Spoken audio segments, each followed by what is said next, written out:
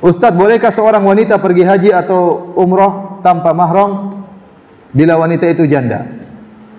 Masalah bersafar tanpa mahram, terutama safar dalam rangka ibadah, masalah khilaf di kalangan para ulama. Ya. Sebagian ulama mengatakan tidak boleh secara mutlak, karena ada nas yang tegas dalam hal ini.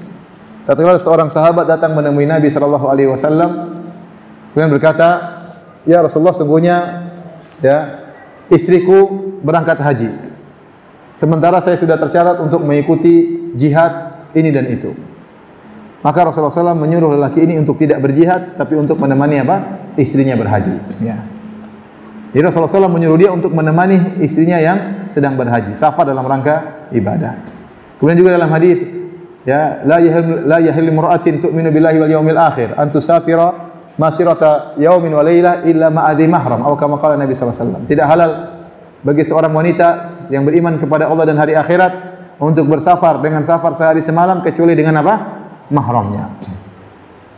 Maka ini dalil-dalil dijadikan sebagian ulama bahwasanya safar tanpa mahram, baik safar ibadah atau safar mubah, safar berobat dan yang lainnya, kalau tanpa mahram maka hukumnya dosa. Hukumnya dosa karena dalil-dalil yang tadi kita sebutkan. Ini pendapat banyak dipilih oleh para ulama di Arab Saudi. Boleh bersafar tanpa mahram kalau darurat.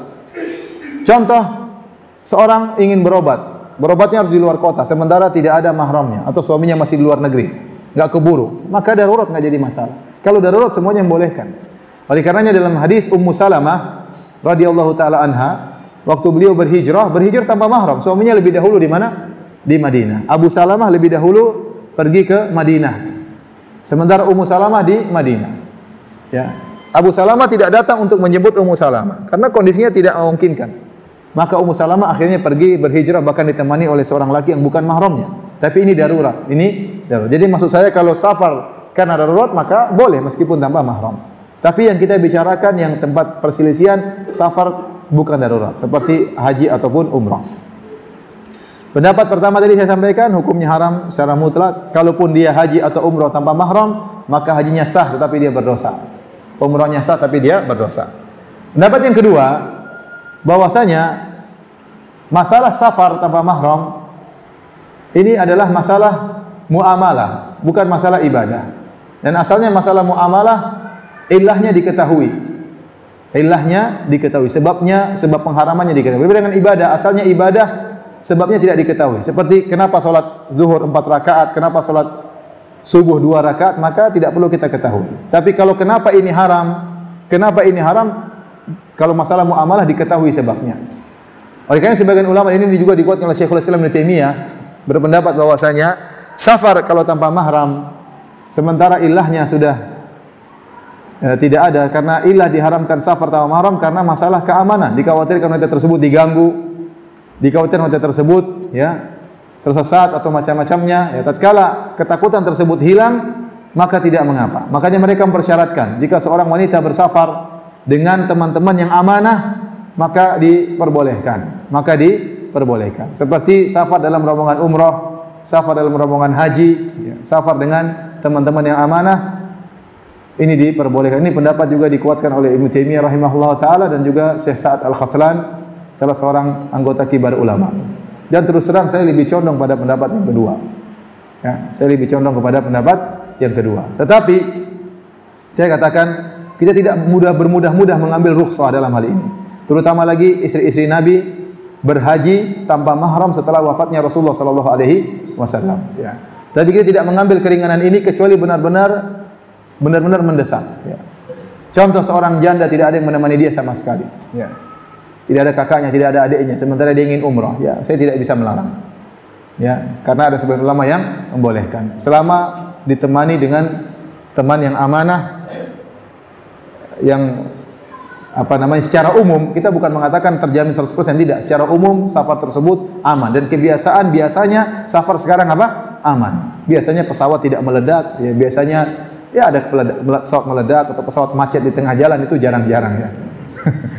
Tapi biasanya safar itu aman ya. Tetapi bagaimanapun seorang harus menjaga dirinya. Kenyataan yang saya lihat, kasus pernah saya hadapi di Madinah. seorang guide teman saya menjadi guide travel umrah. Kebetulan yang umrah ibu-ibu berangkat tanpa mahram.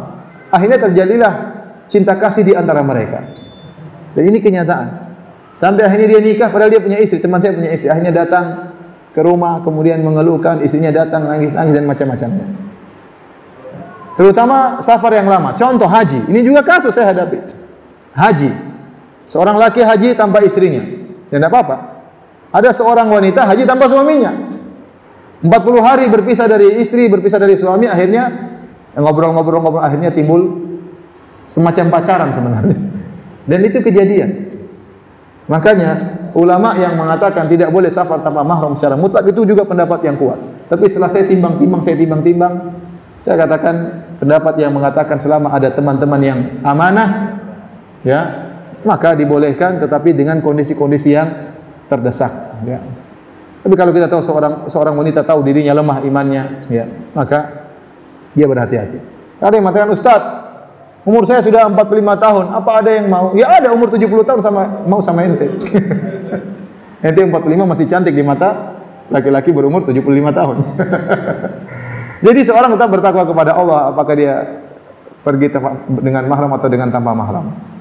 Kembali lagi saya katakan, berusaha bersafar tanpa mahram kecuali darurat, ya. Kecuali apa? Darurat. Karena bersafar tanpa mahram itu rawan, ya. Kita butuh teman, kita butuh ada yang laki-laki yang menjaga kita, dan macam-macamnya. Wallahu a'lam bishawab.